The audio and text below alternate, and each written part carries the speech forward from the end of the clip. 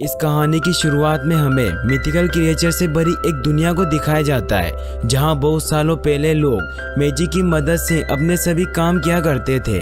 लेकिन मैजिक को सीखना कोई आसान काम नहीं था। इसमें लोग काफी समय में मास्टर बनते थे। इसीलिए धीरे धीरे यहाँ के लोगों ने मैजिक को सीखना बंद कर दिया और अपने काम को आसान बनाने के लिए लोगों ने मैजिक की बजाय टेक्नोलॉजी को अपना लिया और देखते ही देखते इस दुनिया से मैजिक पूरी तरह से खत्म हो गया और अब यहाँ के लोग टेक्नोलॉजी से ही अपने सारे काम करते हैं। फिर हमें इस कहानी के हीरो इयन लाइटफुट को दिखाया जाता है जो अपने 16वें जन्मदिन पर अपने पापा का स्वेट शर्ट पहनता है क्योंकि उसके फादर का उसके जन्म से पहले ही देहांत हो गया था। इयन जब अपने रूम से नीचे आता है तो हमें वहाँ इयन की मदर लोरेल को दिखाया जाता है जो एक्सरसाइज कर रही होती है। तभी इयन के पास उनका पेट ब्लेजी आता है जो उसके साथ मस्ती करने लग जाता है तो लोरेल उसे वहाँ से भगाती है और इयन को बर्थडे विश करती है। फिर इयन जब फ्रिज से कुछ खाने को निकालने लगता है तो लोरेल यह कहकर मना कर देती है कि ये उसकी बर्थडे पार्टी के लिए है। इयन हैरान हो जाता है क्योंकि उसका कोई दोस्त नहीं होता तो लोरेल बताती है कि उसने उसके साइंस क्लास के दोस्तों को इनवाइट किया है। इतने में वहाँ इयन का भाई बार्ले आता है और इयन को हक कर लेता है। फिर वो अपनी माँ के साथ बहुत मस्ती करने लग जाता है। दोनों भाइयों में बहुत डिफरेंस होता है। इयन बहुत शांत स्वभाव का होता है जबकि बार्ले ओवर कॉन्फिडेंट और शरारती होता है और वो अपनी शरारतें कर ही रहा होता है कि इतने में वहाँ इंस्पेक्टर ब्रोंको आता है जिसका शरीर आधा इंसान का और आधा घोड़े का होता है। ब्रोंको लोरेल का नया बॉयफ्रेंड होता है। वो जब घर के अंदर आता है तो उसके चलने की वजह से सामान इधर उधर गिरने लग जाते हैं और इयन जो कि अपने लिए टोस्ट बना रहा होता है इस हड़बड़ी में वो भी गिर जाता है और यही नहीं बार्ले के साथ इयन के स्वेट शर्ट का एक धागा अटक जाता है जिसकी वजह से इयन के फादर की स्वेट शर्ट फट जाती है जिसकी वजह से वो बहुत सैड हो जाता है। आज उसकी बर्थडे होती है और सभी काम खराब हो रहे होते हैं। वो ब्रेकफास्ट करने एक बर्गर शॉप में जाता है जहाँ एक गेस्टन नाम का आदमी उसकी स्वेट शर्ट देखकर उससे पूछता है कि क्या वो टाउन के कॉलेज में पढ़ता है तो इयन मना करते हुए कहता है कि ये तो मेरे डेट की स्वेट शर्ट है। तो वो पहचान जाता है कि वो विल्डन लाइटफुट का बेटा है और कहता है कि मैं उसका क्लासमेट था। इयन उनसे अपने डेट के बारे में पूछता है तो वो बताता है कि उसके फादर बहुत ही अच्छे इंसान थे, वो बहुत ही कॉन्फिडेंट थे। इयन अपने डेट के बारे में अच्छी बातें सुनकर बहुत ही अच्छा फील करता है और वो अपनी बकेट लिस्ट बनाता है जिसमें वो सारी बातें लिखता है जो करना चाहता है। इयन स्कूल जाकर काफी वियर्ड एक्ट करता है क्योंकि उसमें कोई कॉन्फिडेंस नहीं होता। वो स्कूल के बाद अपनी बकेट लिस्ट के मुताबिक ड्राइविंग क्लास के लिए जाता है। अब आखिरी और सबसे मुश्किल काम रह जाता है जो कि सबको इनवाइट करना होता है। इयन परेशान होता है कि कौन से वर्ड यूज करें और कौन से नहीं, इसलिए वो वर्ड को याद रखने के लिए हाथ पर लिख लेता है और फाइनली घबराकर सबको इनवाइट कर लेता है और सब मान जाते हैं। फिर इयन सबको बस से आने का कहता है मगर उतनी ही देर में वहाँ उसका भाई कार में लाउड म्यूजिक चलाए बहुत ही कूल एंट्री मारता है। इन सब में इयन गलती से अपना हाथ मुंह पर लगा लेता है जिससे इंक उसके फेस पर लग जाती है। इयन उसे जितना साफ करता है वो उतनी ज्यादा फैल जाती है। वो हड़बड़ा के कहता है कि मुझे तो अभी याद आया कि पार्टी कैंसिल हो गई है और फिर वो अपने भाई के साथ बैठकर वापस घर चला जाता है। अब इयन बहुत सैड हो जाता है और वो अपनी बकेट लिस्ट में से सब चीजें काटता है। लिस्ट के लास्ट में बी लाइक डेट लिखा होता है जिससे साफ जाहिर होता है कि वो अपने डेट जिनसे वो कभी भी नहीं मिला उनसे वो कितना अटैच्ड होता है। वो अपने फादर की फोटो देखकर उनका रेडियो कैसेट निकालता है और उनकी बातें सुनता है। फिर वो बाहर आकर अपने डेट की स्वेट शर्ट को सिलने लग जाता है। तभी वहाँ उसकी मदर आ जाती है। वो इयन का मूड ठीक करने के लिए उसको उसके डेट का दिया हुआ गिफ्ट देती है जो कि उन्होंने इयन को 16 जन्मदिन पर देने के लिए दिया होता है जो कि एक मैजिकल स्टाफ होता है। उसके साथ साथ उसमें एक लेटर भी होता है जिसमें एक स्पेल बुक होती है और एक फिनिक्स जेम होता है। फिनिक्स जेम से मरे हुए इंसानों को एक दिन के लिए जिंदा किया जा सकता है। दोनों भाई अपने डेट को वापस से जिंदा करने के लिए बहुत एक्साइटेड होते हैं। बार्ले अपने डैड को जिंदा करने के लिए स्पेल बोलता काफी कोशिश करता है, लेकिन कुछ नहीं होता तो सब परेशान हुए वहाँ से चले जाते हैं। इयन स्टाफ लिए अपने रूम में आ जाता है और स्टाफ के पास बैठा सेड हुआ वो स्पेल को स्लो पढ़ने लग जाता है तो एकदम से स्टाफ ग्लो करती है। इयन ये देखकर स्पेल को पूरा करता है। इयन जैसे जैसे स्पेल पढ़ता है तो उसमें से मैजिक निकलता है और वो उसके फादर को बनाना शुरू कर देती है। बार्ले शोर सुनता इयन के रूम में आता है और सब देखकर इयन को मोटिवेट करता है कि स्पेल कंप्लीट करें, मगर वो नर्वसनेस में स्पेल गलत पढ़ देता है जिसकी वजह से जेम टूट जाता है और अब तक उसके फादर के सिर्फ पैर ही बने होते हैं। दोनों को कुछ समझ नहीं आता कि अब वो क्या करे। टूटा हुआ जेम देखकर बार्ले को आइडिया आता है और वो विजट गेम का कार्ड निकालता है और विजट के घर जाने का कहता है ताकि वो जेम लेकर स्पेल को कंप्लीट कर सके और अपने पापा को एक दिन के लिए जिंदा कर सके, मगर इसके लिए उनके पास 24 आवर्स होते हैं क्योंकि स्पेल मरे हुए इंसानों को सिर्फ एक दिन के लिए ही जिंदा कर सकता है। वो दोनों वेन में अपने पापा को लिए विजट हाउस की तरफ निकल जाते हैं। बार्ले ड्राइव कर रहा होता है। इयन फादर से मिलने की एक्साइटमेंट में एक बकेट लिस्ट बनाता है, उसमें वो सब कुछ लिखता है जो वो अपने फादर के साथ करना चाहता है। बार्ले इयन से कहता है कि वो स्पेल बुक से डिफरेंस स्पेल की प्रैक्टिस करे। इयन स्पेल ट्राई करता है मगर कुछ मैजिक नहीं होता। फिर इयन अपने फादर के ऊपर वाले हिस्से में एक डोल फिट कर देता है। वहीं दूसरी तरफ हमें इयन की मोम को दिखाया जाता है जो इयन के रूम में जाती है तो दरवाजे पर लगा नोट देखकर हैरान हो जाती है, जिसे पढ़कर उन्हें समझ आता है कि दोनों भाई कहीं गए हैं। फिर जब वो इयन के रूम में जाती है तो वो ये देखकर परेशान हो जाती है कि हर चीज बिखरी हुई है। लोरेल को वहाँ पड़े कार्ड्स देखकर पता चल जाता है कि वो कहाँ गए हैं और वो गाड़ी लिए वहाँ के लिए निकल पड़ती है। वहीं दूसरी तरफ वो विजट के घर पर पहुँच जाते हैं और जब दोनों भाई अपने हाफ डेड को लिए अंदर जाते हैं तो वो अंदर का नज़ारा देखकर हैरान हो जाते हैं क्योंकि वो एक रेस्टोरेंट होता है जहाँ की ओनर कोरी द ड्रैगन होती है।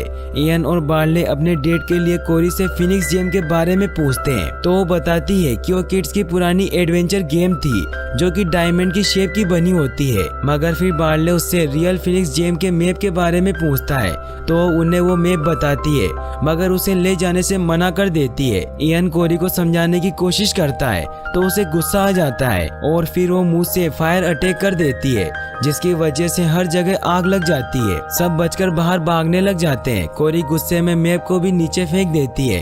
इयन उसे उठाने लगता है लेकिन वो मैप जल जाता है। फिर वो तीनों वहाँ से भागने लग जाते हैं लेकिन इयन के हाफ फादर वहीं रह जाते हैं और उनके ऊपर एक पिलर गिरने लगता है तो इयन स्टाफ पकड़े स्पेल बोलता है जिससे मैजिक होता है और वो अपने डेड को बचा लेता है। अब दोनों भाई अपने फादर को लिए वापस कार में आ जाते हैं। इयन सैड हो जाता है क्योंकि अपने फादर को वापस लाने का मैप भी आखिरी रास्ता था। इतने में बार्ले उसे दिखाता है कि उसने वो मैप ले लिया था जिसके अकॉर्डिंग वो जगह रेवेंस पॉइंट होती है।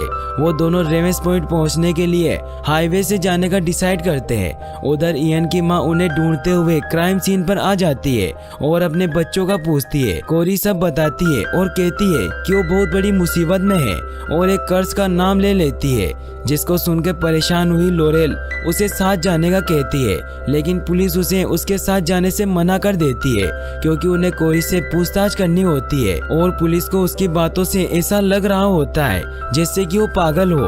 यह देखकर लोरेल को एक आइडिया आता है और वो डॉक्टर होने का दिखावा करके कोरी को अपने साथ कार में लेकर अपने दोनों बेटों को ढूंढने के लिए निकल जाती है। फिर हमें दोनों भाइयों को दिखाया जाता है जिनकी कार में पेट्रोल खत्म हो जाता है।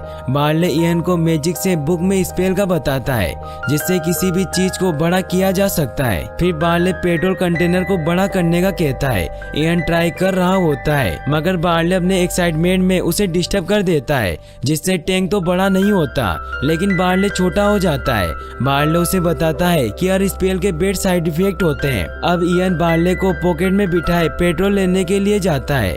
जैसे ही वो पेट्रोल पंप पहुंचते हैं तभी वहां बाइक पर बैठे काफी स्पीड आकर वहां क्योस मचा देते हैं। इयन पेट्रोल भर रहा होता है और इधर बार्ले अपनी साइज के स्पीड से बहस स्टार्ट कर देता है जिससे गुस्सा हुए स्पीड उन्हें मारने आते हैं। इयन अपने डैड और अपने भाई को उठाए गाड़ी की तरफ भागता है और कार में पेट्रोल भरता है लेकिन कार लॉक्ड होती है तो बार्ले थोड़ी थोड़ी सी खुली विंडो से अंदर चला जाता है और लॉक खोल देता है। लेकिन अब बार्ले तो छोटा हो गया था, जिसकी वजह से इयन को ही ड्राइव करनी पड़ती है। सब स्पीड गुस्से में आए इनका पीछा कर रहे होते हैं। इयन जिसने नई नई ड्राइविंग सीखी होती है और अभी तक उसने हाईवे पर गाड़ी भी नहीं चलाई थी, इसी वजह से वो कंफ्यूज तो बहुत होता है। लेकिन उसका भाई बार्ले उसे बताता जाता है, जिससे अब इयन एक्शन स्टाइल में गाड़ी चलाता है। स्पीड तेजी से अंदर आकर उन पर अटैक कर देते हैं। इतने में स्पेल का असर खत्म हो जाता है और बार्ले फिर से नॉर्मल हो जाता है। इयन ड्राइव करते नॉर्थ वे की तरफ टर्न लेकर सभी स्पीड से पीछा छुड़वा लेता है, लेकिन फिर स्पीड तेज होने की वजह से पुलिस उन्हें रोक लेती है। इयन जिसने अभी नया नया मैजिक करना सीखा है, वो एक स्पेल से दोनों भाई ब्रोंको में चेंज हो जाते हैं। वो पुलिस ऑफिसर को अपनी बातों में झांसा दे रहे होते हैं, मगर इतने में स्पेल का असर खत्म होने लग जाता है और वो दोनों फौरन उनसे जान छुड़ाकर भाग निकलते हैं। दोनों ऑफिसर नीचे पाँव के निशान देखते हैं तो घोड़े के बजाय एल्फ्स के होते हैं, जिनको देख उन्हें उन पर शक हो जाता है, जिससे वो ब्रोंको को कॉल करके सब बता देते हैं। फिर हमें लोरेल को दिखाया जाता है जो कोरी से कर्स का पूछती है, जिस पर कोरी उसे बताती है कि वो एक गार्डियन कर्स है और जो कोई भी वहाँ से फिनिक्स जेम ले लेगा उस पर एक बहुत ही शक्तिशाली ड्रैगन अटैक करेगा और इस ड्रैगन को एक स्पेशल सोर्ड से ही मारा जा सकता है। दोनों सोर्ड लेने एक शॉप में जाते हैं। लोरेल की जरूरत देख शॉपकीपर उससे बहुत ज्यादा पैसे मांगती है। तभी लोरेल को ब्रोंको का कॉल आता है और वो उसे बताता है कि मेरे ऑफिसर ने उन्हें नॉर्थ की तरफ जाते हुए देखा है। वहीं कोरी को उस शॉपकीपर पर बहुत गुस्सा आ जाता है और वो उसे बेहोश कर देती है। फिर वो सोर्ड लेकर वहाँ से निकल जाते हैं। वहीं अब ब्रोंको भी उनको ढूंढने के लिए निकल पड़ता है। इयन और बार्ले पहाड़ी इलाके से रेवेंस पॉइंट तक जा रहे होते हैं। रास्ता काफी खराब होने की वजह से उनका बम्पर टूटकर नीचे गिर जाता है। वहीं जब ब्रोंको उस रास्ते से गुजरता है तो उसे वो बम्पर दिख जाता है और उसे पता चलता है कि वो दोनों किस तरफ गए हैं। इधर बार्ले एक खाई के पास जाके अपनी कार रोकता है। अब तक सुबह हो चुकी होती है। दोनों देखते हैं कि खाई की दूसरी तरफ फोल्डेड ब्रिज है। बार्ले इयन को ब्रिज क्रॉस करने के लिए स्पेल कास्ट करने का कहता है। इयन मैजिक करता है और वहाँ एक इनविजिबल ब्रिज आ जाता है। बार्ले इयन को डरते देख उसे हौसला देने के लिए उसकी कमर पर रस्सी बांध देता है और फिर उसे खाई में पाँव रखने का कहता है। इयन डरते हुए आगे बढ़ता है तो नीचे गिर जाता है। बार्ले उसे ऊपर खींचता है और उसे समझाता है कि वो कॉन्फिडेंट रहे। अब फिर वो विश्वास करके पाँव आगे रखता है और चलता जाता है। बीच में जाकर इयन की रस्सी खुल जाती है, मगर इयन को कुछ पता नहीं चलता। एंड के करीब जाके वो पीछे देखता है तो रस्सी अटैच न होने पर वो डर जाता है और नीचे गिरने लगता है, लेकिन वो रोक्स को पकड़ लेता है और ऊपर आ जाता है। फिर वो ब्रिज खोल देता है और बार्ले गाड़ी लेकर उस तरफ आ जाता है। दोनों रेवेंस पॉइंट तक पहुंच चुके होते हैं। इतने में वहाँ ब्रोंको आ जाता है और उन्हें हेल्प करने का ऑफर करता है। ये दोनों उसका यकीन नहीं करते और उसे चकमा देकर भाग जाते हैं। ब्रोंको ये देखकर और भी ऑफिसर को बुला लेता है। वो सब उनका पीछा कर रहे होते हैं। इयन ऑफिसर को रोकने के लिए चट्टान को गिराने का स्पेल बोलने लगता है, लेकिन मैजिक काम नहीं करता और कोई ऑप्शन ना होने पर बार्ले पत्थर की मदद से कार को फुल रेस दबाए चट्टान को तोड़ देता है और पुलिस से जान छुड़ा लेता है। लेकिन इन सब में बार्ले की कार तबाह हो जाती है। अब दोनों रेवेंस स्टेचू के बीच से डायरेक्शन देखकर अगले रेवेंस के स्टेचू के पास जाते हैं और उसके बीच से डायरेक्शन देखकर उस लास्ट वाले रेवेंस स्टेचू के पास जाते हैं, जिसकी चोंच नीचे की तरफ पॉइंट कर रही होती है। इयन उस पत्थर पर रिफ्लेक्शन में एक ब्रिक को देखता है जिस पर पानी का साइन बना होता है। ये देख दोनों नदी से गुजरते हुए केव में जाते हैं। इयन यहाँ मैजिक से लाइट करता है और चिप्स के पीस को मैजिक से बड़ा करके बोट बना लेता है।